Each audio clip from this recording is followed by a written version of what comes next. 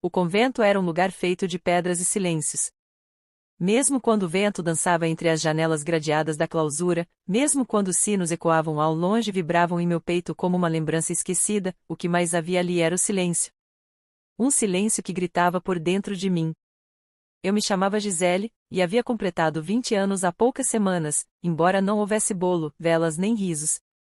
Minhas únicas testemunhas foram as paredes frias da cela onde eu dormia e o crucifixo pendurado sobre minha cama. O mundo lá fora havia se tornado um eco distante desde o dia em que entrei para a vida religiosa. Madre Cândida, superiora do convento de Santa Clara de Assis, dissera que eu tinha um coração puro demais para o mundo. E talvez tivesse mesmo. Ou talvez fosse apenas tola. Eu queria acreditar que ali, entre véus e orações, encontraria o sentido da vida. O problema é que a fé, às vezes, também sangra. Foi em uma tarde morna de segunda-feira que vi, pela primeira vez, o coroinha mais velho da paróquia. Chamava-se Álvaro. Tinha 55 anos e os olhos miúdos, enterrados atrás de lentes grossas. A cabeça, quase completamente calva, contrastava com a espessura dos pelos grisalhos em seus braços. Ele parecia deslocado entre os jovens servidores do altar, mas havia algo nele que o tornava presente, sólido. Um homem que sabia onde pisava. Ou que fingia saber. Ele vinha ao convento com frequência. Ajudava o padre Miguel com as celebrações e cuidava dos arquivos da paróquia. Era um homem prestativo, de fala mansa, sempre oferecendo ajuda com os cânticos, com a liturgia, com os trabalhos simples de manutenção. Mas com o tempo, passou a oferecer também palavras. E olhares. No início, foram apenas comentários sobre minha voz durante os cânticos, ou sobre como eu era uma presença doce naquele lugar tão severo. Depois, ele passou a procurar desculpas para me chamar. Madre Gisele, pode me ajudar com os livros da biblioteca? Ou a Madre Superiora me pediu que buscasse a irmã Gisele para acompanhar a reza do terço no refeitório. A Madre Superiora jamais havia pedido coisa alguma. Eu deveria ter notado. Deveria ter percebido que aquele homem não era devoto. Que sua devoção estava direcionada a algo que não era divino. Mas eu estava cega. E mais que isso, estava carente. As mãos de Álvaro não tremiam quando tocavam os livros de salmos, mas tremiam levemente quando roçavam, mesmo que por acaso, nas minhas. Eu fingia não notar. Por vergonha. Por medo. Por uma confusão dentro de mim que eu ainda não conseguia nomear. Ele começou a aparecer mais do que o necessário. Sabia os horários em que a Madre Superiora estaria ocupada com as contas do convento, e era nesses momentos que se aproximava de mim. Sempre com palavras que deslizavam como óleo, fáceis de ouvir, difíceis de questionar. A irmã Gisele é um bálsamo neste lugar seco demais, ele disse uma tarde, enquanto me ajudava a reorganizar a sala de música do convento. Eu engoli seco, mantendo os olhos nos instrumentos. Não deveria dizer isso, Sr. Álvaro, respondi, mais pela necessidade de mostrar resistência do que por convicção. Ele sorriu de lado, sem constrangimento algum. Mas é verdade. E a verdade deve ser dita. Mesmo que doa. Mesmo que provoque escândalo entre os santos de pedra. Naquela noite, rezei ajoelhada no chão gelado do oratório por mais de 1 hora. Pedi perdão por algo que ainda não havia cometido, mas que, no fundo, meu coração já alimentava em silêncio.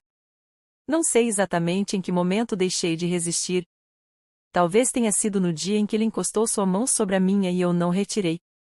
Ou talvez tenha sido antes, quando minha alma, cansada de obediência, começou a desejar outra coisa. Outra vida. Outra voz que não fosse a da Madre Superiora me ordenando, me podando, me moldando. Eu tinha 20 anos. Nunca havia beijado ninguém. Nunca havia conhecido o toque de um homem. Só conhecia as mãos frias das irmãs, os olhos de julgamento, os corredores estreitos do convento e o eco das orações que, muitas vezes, eu repetia sem sequer sentir. Álvaro me oferecia algo diferente. Oferecia atenção. Oferecia calor. Oferecia mentira. O primeiro beijo aconteceu em um dos corredores dos fundos, onde poucas irmãs circulavam. Ele apenas se inclinou, murmurando meu nome como se fosse uma bênção. Gisele. E quando nossos lábios se tocaram, senti que uma parte de mim estava morrendo enquanto outra nascia em chamas. A partir dali, os encontros se tornaram frequentes. Secretos. Rápidos. Escondidos entre paredes antigas e promessas murmuradas. Ele me dizia que jamais contaria a ninguém. Que aquilo era entre nós dois e Deus. Que o amor, mesmo nas sombras, ainda era amor. Eu acreditei. Burra. Ingênua. Tola. Poucas semanas depois, minha menstruação não veio. O convento era um lugar feito de pedras e silêncios. Mesmo quando o vento dançava entre as janelas gradeadas da clausura, mesmo quando os sinos ecoavam ao longe e vibravam em meu peito como uma lembrança esquecida, o que mais havia ali era o silêncio. Um silêncio que gritava por dentro de mim. Eu me chamava Gisele, e havia completado 20 anos há poucas semanas, embora não houvesse bolo, velas nem risos. Minhas únicas testemunhas foram as paredes frias da cela onde eu dormia e o crucifixo pendurado sobre minha cama. O mundo lá fora havia se tornado um eco distante desde o dia em que entrei para a vida religiosa. Madre Cândida, superiora do convento de Santa Clara de Assis, dissera que eu tinha um coração puro demais para o mundo. E talvez tivesse mesmo. Ou talvez fosse apenas tola. Eu queria acreditar que ali, entre véus e orações, encontraria o sentido da vida. O problema é que a fé, às vezes, também sangra. Foi em uma tarde morna de segunda-feira que vi, pela primeira vez, o coroinha mais velho da paróquia. Chamava-se Álvaro. Tinha 55 anos e os olhos miúdos, enterrados atrás de lentes grossas. A cabeça, quase completamente calva, contrastava com a espessura dos pelos grisalhos em seus braços. Ele parecia deslocado entre os jovens servidores do altar, mas havia algo nele que o tornava presente, sólido. Um homem que sabia onde pisava. Ou que fingia saber. Ele vinha ao convento com frequência. Ajudava o padre Miguel com as celebrações e cuidava dos arquivos da paróquia. Era um homem prestativo, de fala mansa, sempre oferecendo ajuda com os cânticos, com a liturgia, com os trabalhos simples de manutenção. Mas com o tempo, passou a oferecer também palavras. E olhares. No início, foram apenas comentários sobre minha voz durante os cânticos, ou sobre como eu era uma presença doce naquele lugar tão severo. Depois, ele passou a procurar desculpas para me chamar. Madre Gisele, pode me ajudar com os livros da biblioteca? Ou a Madre Superiora me pediu que buscasse a irmã Gisele para acompanhar a reza do terço no refeitório. A Madre Superiora jamais havia pedido coisa alguma. Eu deveria ter notado. Deveria ter percebido que aquele homem não era devoto. Que sua devoção estava direcionada a algo que não era divino. Mas eu estava cega. E mais que isso, estava carente. As mãos de Álvaro não tremiam quando tocavam os livros de salmos, mas tremiam levemente quando roçavam, mesmo que por acaso, nas minhas. Eu fingia não notar. Por vergonha. Por medo. Por uma confusão dentro de mim que eu ainda não conseguia nomear. Ele começou a aparecer mais do que o necessário. Sabia os horários em que a Madre Superiora estaria ocupada com as contas do convento, e era nesses momentos que se aproximava de mim. Sempre com palavras que deslizavam como óleo, fáceis de ouvir, difíceis de questionar. A irmã Gisele é um bálsamo neste lugar seco demais, ele disse uma tarde, enquanto me ajudava a reorganizar a sala de música do convento. Eu engoli seco, mantendo os olhos nos instrumentos. Não deveria dizer isso, Senhor Álvaro, respondi, mais pela necessidade de mostrar resistência do que por convicção. Ele sorriu de lado, sem constrangimento algum. Mas é verdade. E a verdade deve ser dita. Mesmo que doa. Mesmo que provoque escândalo entre os santos de pedra. Naquela noite, rezei ajoelhada no chão gelado do oratório por mais de 1 hora. Pedi perdão por algo que ainda não havia cometido, mas que, no fundo, meu coração já alimentava em silêncio. Não sei exatamente em que momento deixei de resistir. Talvez tenha sido no dia em que ele encostou sua mão sobre a minha e eu não retirei. Ou talvez tenha sido antes, quando minha alma, cansada de obediência, começou a desejar outra coisa. Outra vida. Outra voz que não fosse a da Madre Superiora me ordenando, me podando, me moldando. Eu tinha 20 anos. Nunca havia beijado ninguém. Nunca havia conhecido o toque de um homem. Só conhecia as mãos frias das irmãs, os olhos de julgamento, os corredores estreitos do convento e o eco das orações que, muitas vezes, eu repetia sem sequer sentir. Álvaro me oferecia algo diferente. Oferecia atenção. Oferecia calor. Oferecia mentira. O primeiro beijo aconteceu em um dos corredores dos fundos, onde poucas irmãs circulavam. Ele apenas se inclinou, murmurando meu nome como se fosse uma bênção. Gisele. E quando nossos lábios se tocaram, senti que uma parte de mim estava morrendo enquanto outra nascia em chamas. A partir dali, os encontros se tornaram frequentes. Secretos. Rápidos. Escondidos entre paredes antigas e promessas murmuradas. Ele me dizia que jamais contaria a ninguém. Que aquilo era entre nós dois e Deus. Que o amor, mesmo nas sombras, ainda era amor. Eu acreditei. Burra. Ingênua. Tola. Poucas semanas depois, minha menstruação não veio. No convento, havia um silêncio sobre o corpo feminino. Sabíamos pouco. Aprendíamos ainda menos. A menstruação era vista como uma inconveniência do mundo material, e ninguém falava abertamente sobre gravidez, desejo ou pecado da carne. Mas eu sabia. Meu corpo começou a doer de forma diferente. Os enjoos, a sensibilidade. O mundo passou a se mover com mais lentidão ao meu redor, e meu coração, que antes batia compassado com os sinos do convento, agora disparava ao menor sinal de presença. Esperei. Rezei. Tentei negar. Mas no fundo, eu sabia, havia uma vida crescendo dentro de mim. Algo que nenhum hábito escuro poderia esconder por muito tempo. Contei a Álvaro em uma manhã chuvosa. Estávamos próximos ao orquidário, onde poucas irmãs costumavam ir. As flores murchavam com a umidade, e ele parecia não gostar do cheiro da terra molhada. Estou grávida, sussurrei, olhando para o chão. Ele demorou a responder.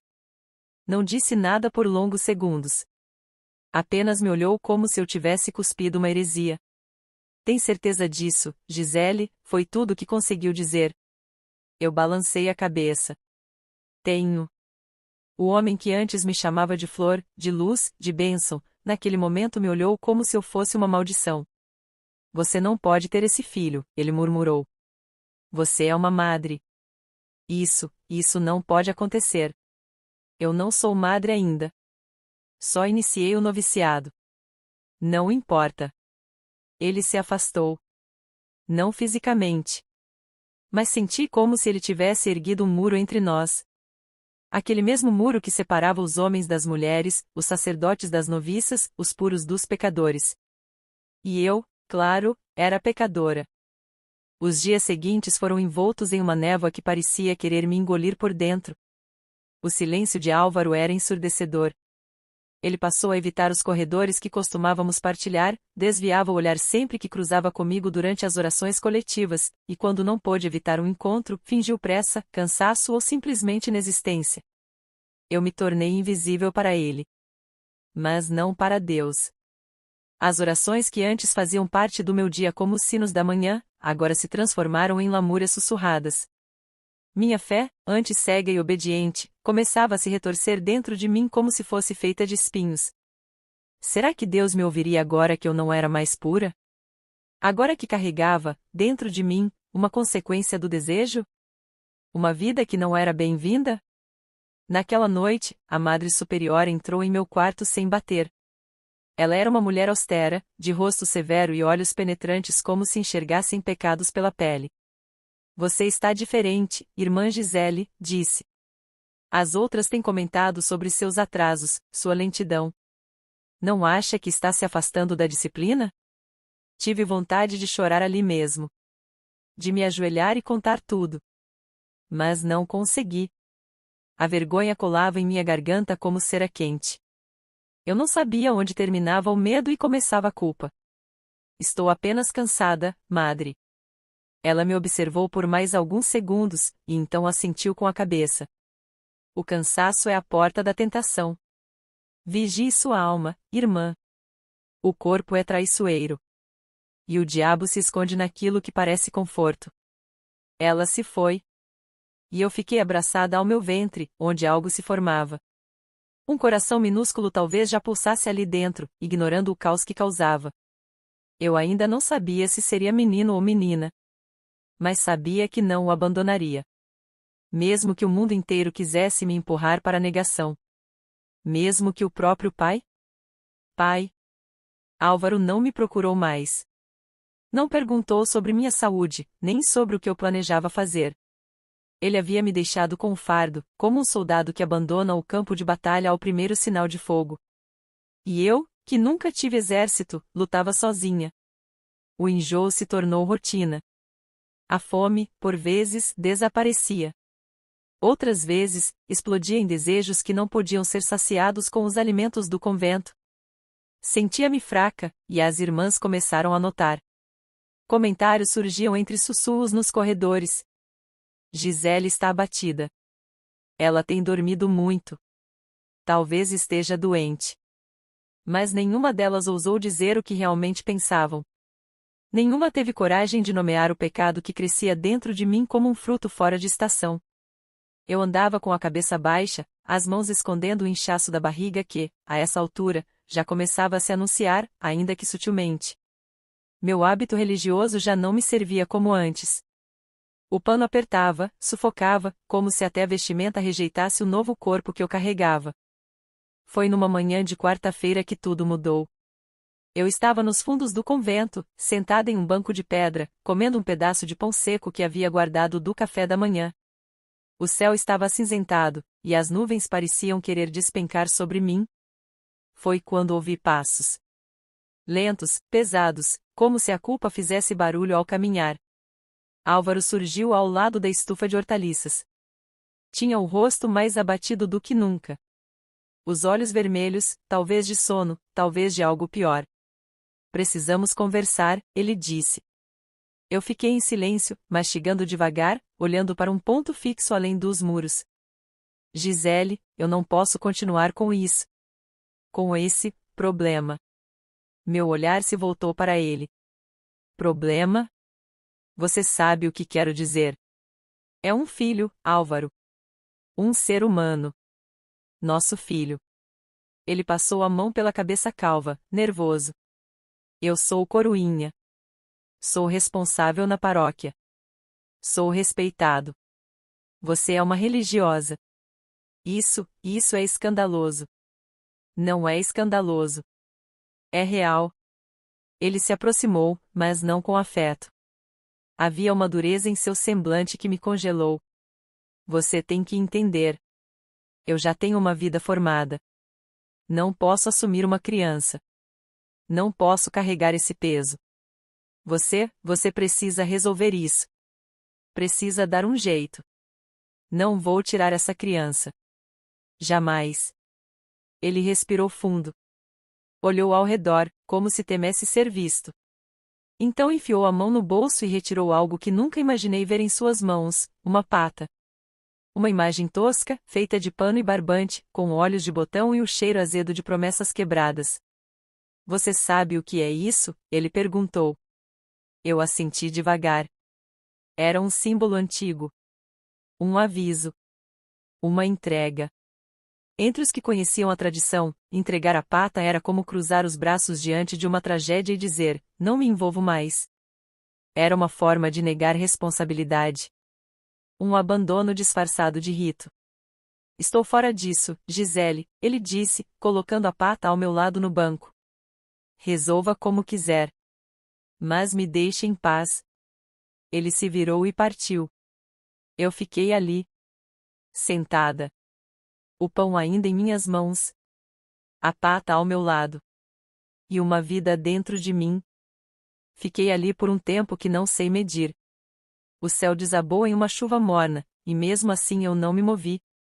O pão amoleceu entre meus dedos, e a pata, aquela maldita pata, permaneceu imóvel, um lembrete mudo de que alguém havia me apagado da própria consciência. Quando finalmente me levantei, as pernas estavam dormentes. Caminhei devagar até meu quarto, escondendo a pata sob o hábito encharcado. Ninguém me viu. Ninguém jamais via. Coloquei o objeto sobre a mesa ao lado da cama. Ele me encarava com seus olhos de botão, como se dissesse: você está sozinha. Mas eu já sabia. Naquela noite, não rezei. Não por revolta. Mas porque não consegui juntar palavras. Eu, que sempre soube transformar dor em oração, agora era só silêncio. Meu corpo começava a mudar mais rápido. A barriga, antes discreta, agora crescia de forma inevitável. As outras irmãs não comentavam mais em sussurros. Agora, olhavam fixamente, julgavam, desviavam o caminho como se eu carregasse algo contagioso. Eu era a mulher que caiu. Era assim que me viam. A Madre Superiora me chamou novamente. Ela não pediu que me sentasse. Ficou de pé diante de mim, com a cruz pendurada no peito e uma rigidez quase cruel nos olhos. Gisele, disse ela. Você está grávida. Não era uma pergunta. Assenti, mantendo os olhos no chão. Quem é o pai? Silêncio. Você compreende o que fez? Assenti de novo. Ela se moveu para trás da escrivaninha, apoiando as mãos na madeira escura.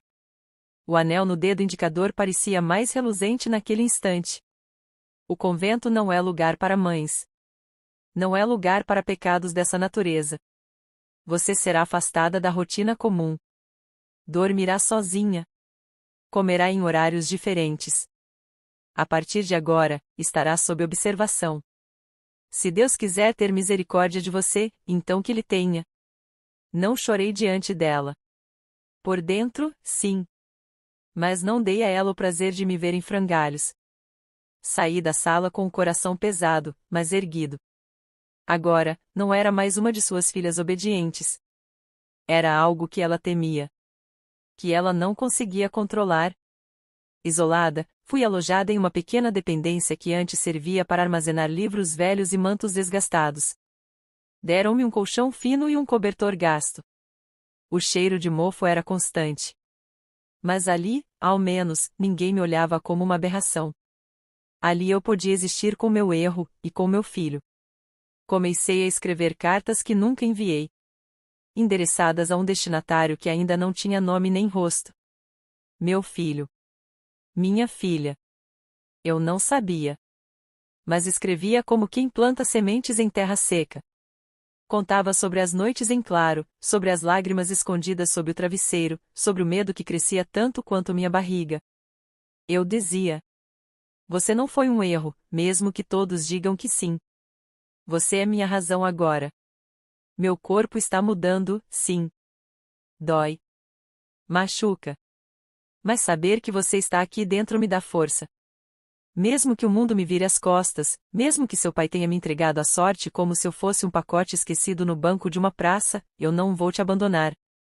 E, à medida que os meses passavam, eu já não era mais Gisele, a irmã doce e disciplinada. Eu era outra coisa. Algo mais selvagem. Mais determinada. A inocência havia morrido, mas em seu lugar nasceu algo duro, algo vivo. Algo capaz de resistir. Eu já não pedia piedade a Deus. Eu pedia justiça. E, um dia, ela viria. Os dias passaram como o ranger lento de uma porta velha. Nada mais tinha pressa no convento. Nem o tempo, nem os olhares, nem o julgamento. Meu corpo estava cada vez mais evidente. Carregava minha barriga como se fosse uma cicatriz exposta. E, de algum modo, ela era. Eu havia deixado de ser invisível. Mas não me tornei vista por inteiro. Fui transformada em um símbolo do que não se devia ser. Uma lembrança viva de que até entre muros sagrados, o desejo podia romper a pedra. As refeições eram deixadas na porta. 3 vezes ao dia, uma bandeja com pão, uma fruta e um copo d'água. Nada quente. Nada que acolhesse. Apenas o suficiente para não morrer. No 3º mês de isolamento, algo em mim mudou.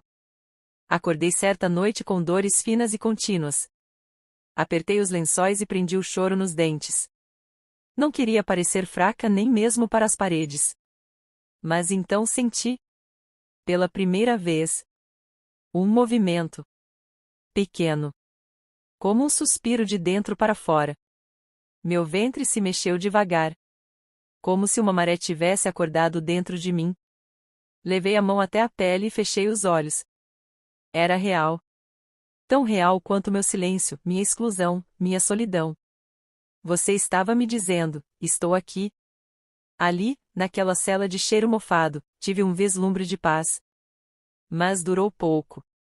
2 dias depois, a madre me chamou novamente. Desta vez, não usava o véu. Estava com os cabelos presos de maneira firme e uma Bíblia aberta sobre a mesa. Você não tem família fora dos muros? Tenho uma tia. Mas nunca falei com ela. Você tem algum meio de provar que pode cuidar dessa criança sozinha? Eu ainda não sei como vai ser. Mas eu vou cuidar. Ela fechou a Bíblia com força. Isso não é sobre querer. É sobre possibilidade.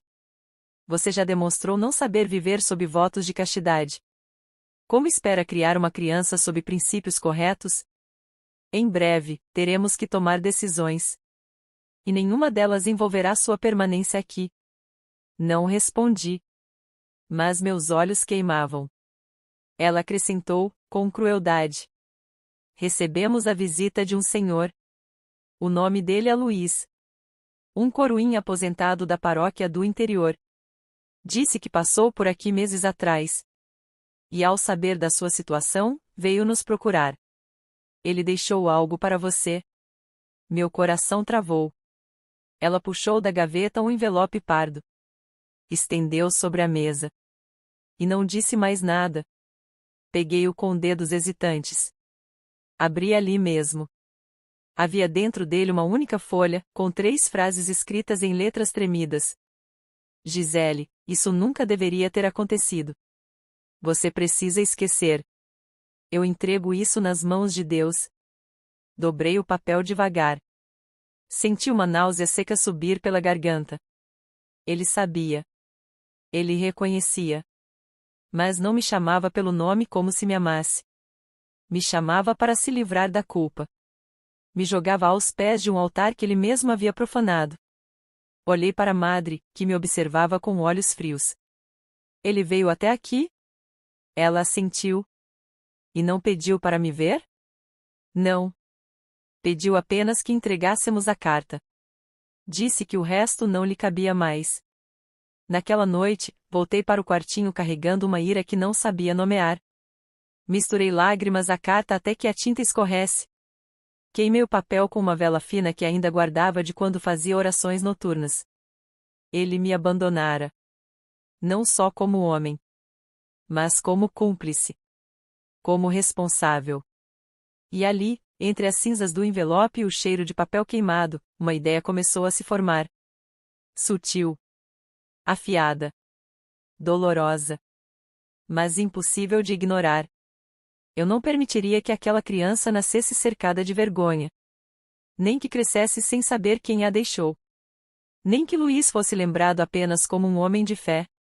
Se ele acreditava que tudo podia ser entregue nas mãos de Deus, então eu me encarregaria de lembrar o mundo que até as mãos de Deus tremem quando mães são feridas. A partir daquele momento, comecei a escrever não apenas para meu filho, mas também para o mundo. Guardei cada relato, cada nome, cada data, cada frase que ouvi, cada olhar que recebi. Guardei tudo. Porque um dia eu contaria. E nesse dia, ninguém iria se esconder atrás de véus ou batinas. Foi no início do 6º mês que a dor me rasgou de dentro. Acordei ainda no escuro, e o colchão estava úmido. Pensei que fosse suor, mas era sangue. Vermelho escuro, quente. Cor de sentença. Meu corpo tremia, e a respiração saía falhada. Chamei por ajuda. Mas a cela ficava longe do corredor principal, e ninguém respondia. Gritei de novo. E de novo. Bati à porta. Até que a tranca girou. Era a irmã Letícia. Seus olhos demoraram a compreender o que via. Sangue até os joelhos. Minhas mãos trêmulas segurando a barriga. Ela correu. Finalmente correu. Gritou por socorro. Outras irmãs surgiram como sombras esculpidas na pressa. Fui levada até a enfermaria do convento.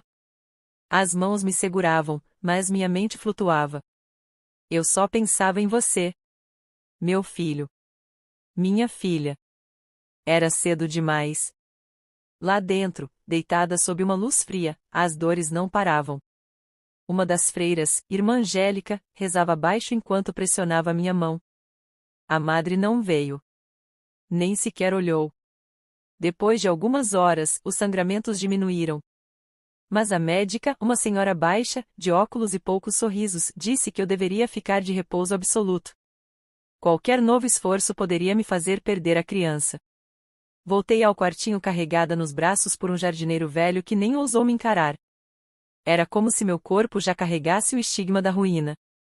Fiquei deitada, imóvel, com uma almofada entre as pernas para aliviar a pressão no ventre. Dias se arrastaram. Eu escutava as preces das irmãs através das paredes. Era como ouvir uma fé que não mais me incluía. Não havia um amém em que me tocasse. Eu orava sozinha. Eu conversava com você. Fica firme, meu amor. Por favor, fica. Não me deixa. Não deixa que eles vençam. E você ficava. Cada dia era uma vitória. Cada choro contido, uma prova de que eu podia ser mais forte que o desprezo. Então, uma tarde, recebi uma visita inesperada.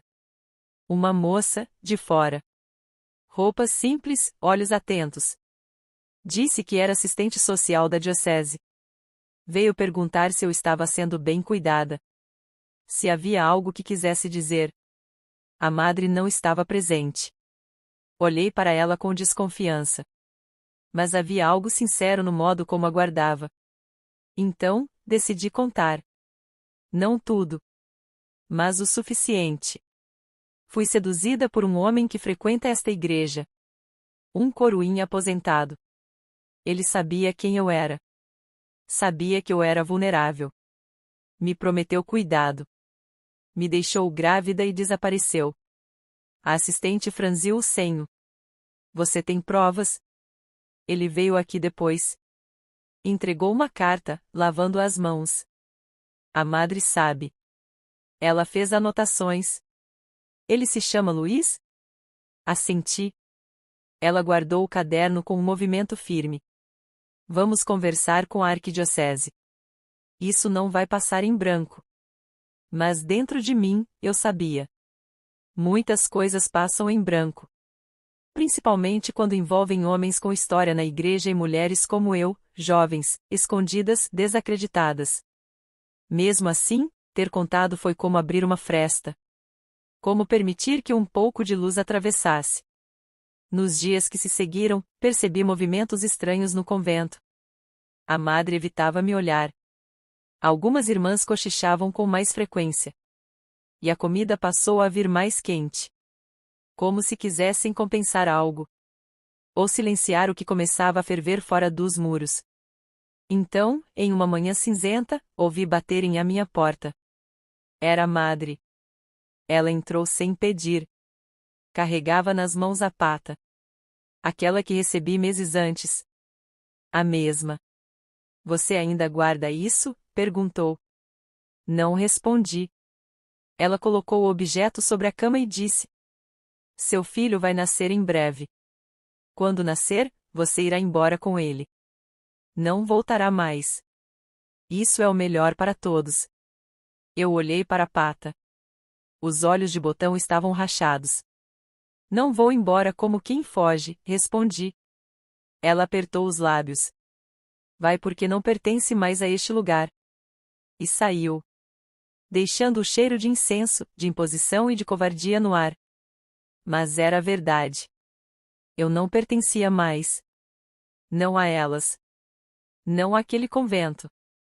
Não há narrativa que construíram para me apagar. E ainda que a saída fosse forçada, ela também seria minha libertação. No dia em que completei 8 meses de gestação, uma tempestade caiu sobre o convento. As janelas batiam com fúria, e os relâmpagos pareciam buscar rachaduras na pedra para atravessar. O vento assobiava nos corredores, como um aviso.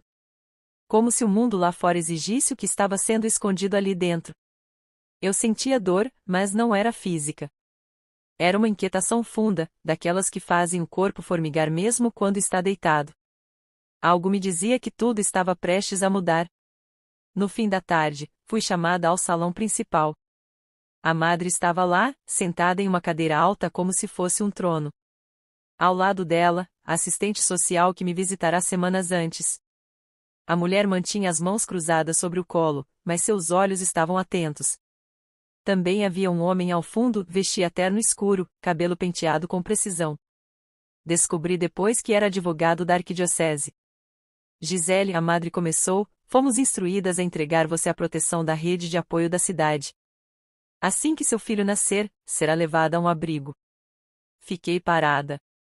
Por fora, silenciosa. Por dentro, cada palavra era uma corrente apertando meu pescoço. Vocês vão me tirar daqui com meu filho? Com sua filha, corrigiu o assistente com suavidade. Fizemos uma ultrassonografia recente. Você terá uma menina. Meus joelhos fraquejaram. Uma menina. Era como se eu visse o rosto dela. Como se ela já estivesse me ouvindo. Eu sussurrei, minha filha. A madre manteve o queixo erguido, sem esboçar reação. Como se para ela, eu não fosse nada além de um problema sendo resolvido. O Sr. Luiz será responsabilizado? Perguntei. Foi a primeira vez que pronunciei seu nome em voz alta diante delas. O advogado pigarreou. Estamos avaliando a situação. No entanto, como se trata de um homem que já não possui função ativa na igreja e dada sua idade avançada? Ele me violentou, cortei. Um silêncio denso caiu sobre o salão. Nem a chuva ousou interromper. A assistente social olhou para mim com dor no olhar. O advogado evitou meus olhos. E a madre, ela simplesmente disse: Você não está aqui para vingança, Gisele. Está aqui para se arrepender. Eu ri. Pela primeira vez, ri. Mas foi um riso sem som. Como quem afoga um grito. No dia em que uma madre considerar o sofrimento de uma mulher mais importante do que a reputação de um homem, talvez a fé sirva para algo além de esconder crimes. Virei as costas e saí. Sozinha. Grávida. Com a alma mais firme do que nunca. Na madrugada seguinte, minha bolsa estourou. Não havia mais tempo. Fui levada ao hospital municipal por uma das irmãs mais jovens, chamada Elisa. Ela parecia assustada, mas me ofereceu a mão. Você vai conseguir, disse. E eu quis acreditar nela. As contrações vieram como ondas. Intermináveis. Dolorosas. E no meio da dor, minha mente flutuava entre rostos e memórias. O da minha mãe. O do meu pai. O de Luiz. Mas, acima de todos, o rosto que eu ainda não conhecia, o da minha filha. Depois de 7 horas de trabalho de parto, ouvi seu choro. Era agudo. Forte. Como se ela já chegasse protestando por tudo que tivemos que suportar. Pediram para que eu a segurasse. Quando a colocaram nos meus braços, chorei. Chorei sem vergonha. Sem medo. Como alguém que finalmente tinha algo seu, verdadeiramente seu, depois de tanto ser usada, descartada e ignorada. Ela se chama Clara, murmurei. Porque você será a luz onde quiser que vá. Naquela noite, nenhuma freira veio me visitar. Nenhuma autoridade da igreja apareceu. Mas não me importava mais. Eu tinha Clara. No terceiro dia no hospital, a assistente social voltou. Disse que um abrigo me aguardava. Que eu teria ajuda para recomeçar. E que o caso contra Luiz estava sendo reavaliado. Talvez nunca houvesse justiça completa, mas ao menos, agora, havia visibilidade. Aceitei ir para o abrigo. Não porque era o que me restava, mas porque era o que eu escolheria. Um lar onde eu pudesse recomeçar do zero, sem padres, sem dogmas, sem silêncios forçados. Clara dormia no meu colo. E eu entendi, com cada parte de mim, que minha história não terminaria ali. Ela estava apenas começando. Clara completou 30 dias de vida em um colchão fino, forrado com lençóis floridos, dentro de um quarto minúsculo com uma janela que deixava o sol entrar às 6 horas da manhã. O abrigo onde estávamos era barulhento durante o dia e silencioso de forma quase assustadora durante a noite. Mas era seguro. E naquela altura da minha vida, segurança era o maior luxo que eu podia desejar. As outras mulheres no abrigo traziam cicatrizes nos olhos. Algumas também vinham da religião. Outras, da rua, da violência ou do abandono. Havia irmandade ali. Não do tipo forçada por dogmas ou hábito, mas uma conexão natural que nasce entre quem sobreviveu àquilo que poderia ter nos destruído. Aprendi a trocar fraldas, a acalmar cólicas, a amamentar mesmo com dor. E, entre uma mamada e outra, comecei a escrever. Pegava folhas velhas e canetas doadas, e escrevia tudo o que me acontecerá. Não para me vingar, essa parte em mim já havia queimado e virado cinza. Eu escrevia para lembrar. Para não permitir que minha história fosse moldada por silêncio e conveniência, como tantas outras. Um dia, enquanto Clara dormia, a coordenadora do abrigo entrou no meu quarto com um envelope. Chegou para você, disse, com uma expressão que misturava surpresa e respeito. Dentro do envelope havia um documento. Uma carta oficial da Promotoria de Justiça. Luiz fora formalmente acusado. Havia testemunhos, laudos médicos e, finalmente, reconhecimento da minha voz. O processo começaria em breve. Mesmo sabendo que a justiça do mundo é lenta, e muitas vezes cega, aquele papel foi o primeiro passo de um caminho que agora seria trilhado à luz do dia. Anos se passaram. Consegui uma bolsa de estudos para um curso técnico em enfermagem, com o apoio do abrigo e de uma rede de mulheres que acreditaram em mim. Cuidei de idosos, de crianças, de mulheres feridas como eu. Descobri que havia vida em mim além da dor. Clara cresceu sabendo da verdade. Não menti para ela. Nunca disse que nasceu do amor, porque não foi. Disse que nasceu da força. Que ela é filha da coragem de uma mulher que teve tudo para ceder ao medo, mas escolheu resistir. E ela entendia. Desde pequena, entendia com um olhar que atravessava qualquer barreira. A última vez que ouvi falar de Luiz foi por meio de um artigo impresso deixado por uma colega. Ele vivia isolado, recusando entrevistas, afastado de qualquer comunidade religiosa. Não quis saber mais. Não precisava. A última vela que acendi em nome dele foi a do esquecimento. Hoje, escrevo estas palavras com Clara sentada ao meu lado, folheando o caderno onde guardo tudo. Ela tem 5 anos de idade. E sorri como se nunca tivesse havido sombra ao nosso redor. Às vezes, penso que as pessoas esperam finais felizes cheios de reviravoltas milagrosas. Mas o verdadeiro milagre é acordar e respirar sem culpa. É ter ao lado alguém que foi gerado mesmo na dor e se tornou amor. Eu, Gisele, já fui madre, coroinha, prisioneira da fé e do silêncio. Hoje, sou mulher. Sou mãe. E pela primeira vez, sou livre. Se você gostou desta história e deseja apoiar para que mais narrativas intensas, profundas e humanas como esta continuem sendo escritas, deixe o seu like no canal. Isso ajuda imensamente e mostra que você valoriza histórias contadas com verdade, emoção e coragem. Seu apoio faz toda a diferença. Muito obrigada por acompanhar até o fim.